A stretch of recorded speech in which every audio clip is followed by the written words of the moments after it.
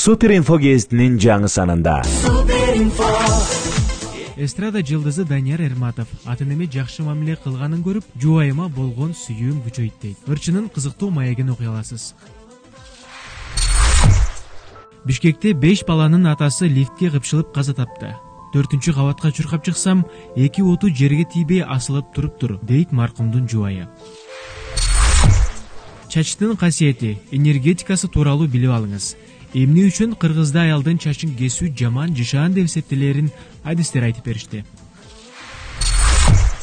Актёрдук таланты, жеке жашоосундагы ызычуулары менен көрөрмандарын зериктирбеген Кытай актёру Сюй Кайдын өмүр таржымалуу гезиттин жаңы санында. Залкар акын, көп кырдуу талант, кыргыздын сыймыгы Элмирбек Иманалиев туулган күнүндө эскерилди. Концерттен кызыктуу баян сунуштайбыз.